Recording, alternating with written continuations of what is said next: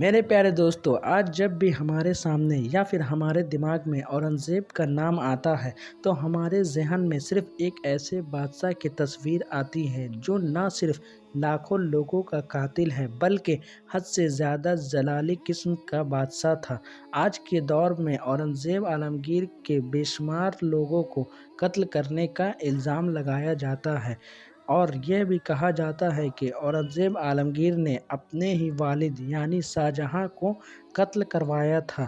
تو ان سبھی باتوں میں کتنی سچائی ہے وہ آج کی اس ویڈیو میں ہم آپ کو بتانے کی کوشش کریں گے۔ ویڈیو شروع کرنے سے پہلے ہماری آپ سے ایک چھوٹی سی گزارش ہے کہ نئے آنے والے فرینڈ چینل کو سبسکرائب کریں اور ساتھ ہی ہماری حوصلہ افزائی کے لیے ویڈیو کو لائک ضرور کر دیا کریں تاکہ اسی طرح کے نالجبل اور ہسٹوریکل ویڈیوز کا یہ سلسلہ ہم جاری رکھ سکیں۔ دوستو، یہ بات ہے اس وقت کی جب مغل سلطنت کی گدی پر مغل سلطنت کے 5ویں سلطان یعنی شاہجہاں کا راج ہوا کرتا تھا۔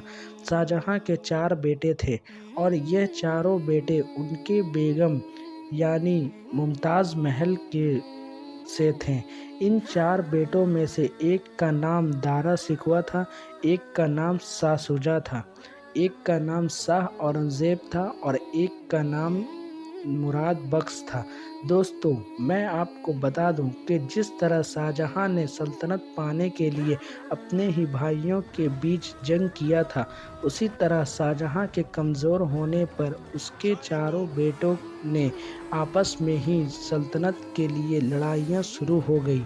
اورنگزیب عالمگیر نے اپنے 4 بھائیوں میں سے ایک بھائی جس کا نام مراد بخش تھا اس کے ساتھ مل کر اپنے بڑے بھائی دارا شکوہ کے خلاف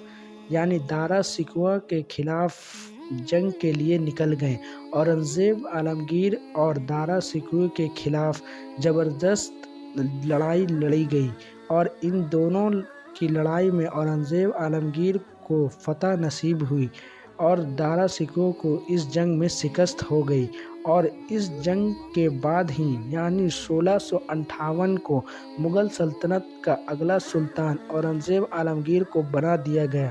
اس کے بعد شاہجہاں کے ایک اور بیٹے جس کا نام شاہ شجاع تھا، اس نے اورنگزیب کے خلاف بغاوت کر دی۔ بدلے میں اورنگزیب نے اسے بہت زبردست شکست دی۔ اورنگزیب عالمگیر کے سوبھاؤ اور مزاج کے کارن اسے بہت سے لوگوں کا سپورٹ بھی حاصل تھا، اور پھر لوگوں کی سپورٹ اور اپنی بہادری سے اورنگزیب عالمگیر سلطان بننے میں کامیاب رہے۔ دوستو، آج کے دور میں بہت سے لوگوں کا یہ دعویٰ ہے کہ شاہجہاں کو اس کے بیٹے اورنگزیب نے ہی قتل کیا تھا، لیکن ایسا نہیں تھا، بلکہ جب آپ اتہاس پڑھیں گے تو آپ کو یہ معلوم ہوگا کہ اورنگزیب نے اپنے بوڑھے باپ کو آخری دنوں میں بہت سارے نوکر چاکر رکھے تھے ان کی خدمت کے لیے۔ اورنگزیب عالمگیر کو اگر اپنے والد کو قتل کرنا تھا تو ان کی خدمت کے لیے وہ نوکر کیوں رکھتے؟ اور ظاہر ہے اورنگزیب عالمگیر کے بادشاہ بننے کے تمام راستے صاف ہو چکے تھے، اور بوڑھے اور کمزور شاہجہاں کے پاس یہ ہمت نہ تھی کہ وہ اورنگزیب کے خلاف کوئی قدم اٹھا سکے۔ تو اس سے تو یہ بات کلیئر ہو گئی کہ اورنگزیب عالمگیر نے اپنے والد کو قتل نہیں کیا بلکہ ان کی موت ایک نارمل موت تھی۔ دوستو، اورنگزیب عالمگیر نے اپنے جیت کا سلسلہ شروع کر دیا اور ایک کے بعد ایک کئی قلعے فتح کرنا شروع کر دیے۔ یہی وجہ ہے کہ اورنگزیب عالمگیر کے دور میں ہندوستان کا علاقہ اتنا زیادہ بڑا ہو گیا کہ آج ہندوستان کے اس علاقے میں کئی دیس آباد ہیں۔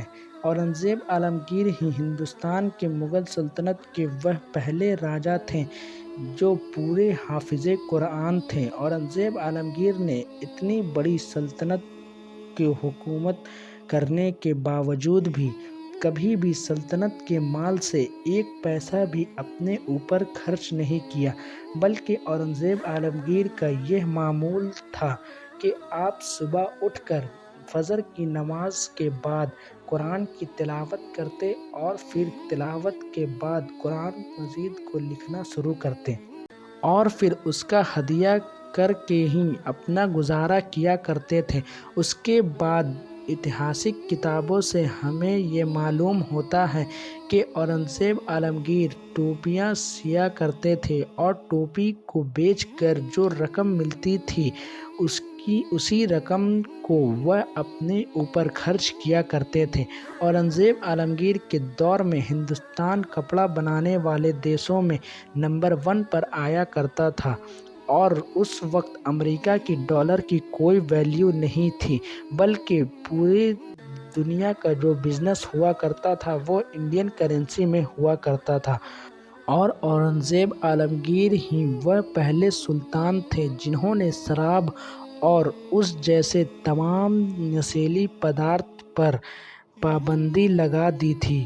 انہوں نے تو اس کے لیے باقاعدہ ایک ٹیم تیار کی تھی جو شہر کے لوگوں پر نظر رکھا کرتی تھی اور اس طرح کے مجرموں کو فوراً گرفتار کر لیا کرتی تھی۔ اورنگزیب عالمگیر کے دور میں دنیا کا 25% سونا یعنی رقم صرف ہندوستان میں موجود تھا، اور یہی وہ دور تھا کہ جب ہندوستان کو سونے کی چڑیا کہا جاتا تھا۔ ٹیکنالوجی کے معاملے میں بھی ہندوستان نے سبھی دیشوں کو پیچھے چھوڑ دیا تھا۔ جنگ میں سب سے پہلے راکٹ کا استعمال بھی اورنگزیب عالمگیر نے ہی کیا تھا۔ ان کے پاس اژدہا پیکر نامی ایسی مشہور توپیں تھیں جس میں 35 کلوگرام وزنی راکٹ آرام سے پھینکے جا سکتے تھے۔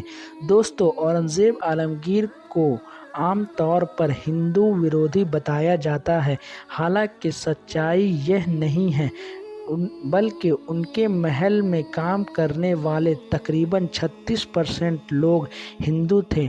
انہوں نے پنڈتوں کے پنشن کا بھی انتظام کیا تھا اور یہ پہلے مغل سلطان تھے جس نے پنڈت کے لیے پنشن کا انتظام کیا تھا۔ آج اتہاس کی جھوٹی کتابوں کے ذریعے ہمیں یہ بتانے کی کوشش کیا جاتا ہے کہ اورنگزیب عالمگیر ایک اچھا بادشاہ نہیں بلکہ ایک ظالم بادشاہ تھا جس نے صرف اور صرف اپنی پرجا کے اوپر ظلم کیا تھا۔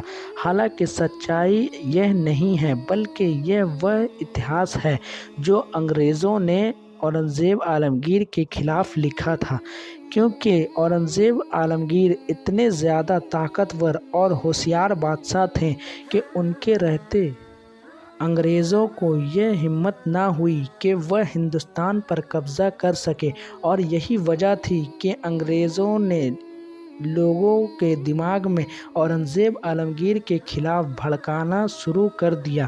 اور انگریزوں کا یہ بھی کہنا تھا کہ اورنگزیب عالمگیر نے ہندو کو مسلم بنانا شروع کیا تھا۔ حالانکہ دماغ سے سوچنے والی بات یہ ہے کہ جس مغل سلطان نے ہندوستان پر سب سے لمبے وقت تک راج کیا، یعنی اورنگزیب عالمگیر سے پہلے نہ کبھی کسی مغل سلطان نے اتنے لمبے وقت تک راج کیا تھا اور نہ ان کے بعد کوئی کیا، تو اتنے لمبے وقت تک راج کرنے والے سلطان نے اگر ہندو کو مسلم بنانے میں لگ جاتے تو آج ہندوستان میں ایک بھی ہندو کا نام و نشان باقی نہیں رہتا۔ لیکن اس کے بعد بھی دیکھیے کہ آج ہندوستان کی زیادہ تر آبادی ہندو ہی ہے، لہٰذا یہ سبھی باتیں صرف انگریزوں نے ہم لوگوں میں کمزوری بنانے کے لیے کیا تھا۔ اس لیے ہم لوگوں کو چاہیے کہ اورنگزیب عالمگیر کا صحیح اتہاس پڑھیں اور جانیں۔ تو دوستو، آج کے لیے بس اتنا ہی، ملتے ہیں اسی سیریز کی یعنی مغل سیریز کی نیکسٹ ویڈیو میں۔ تب تک کے لیے السلام علیکم ورحمۃ اللہ وبرکاتہ۔ اللہ حافظ۔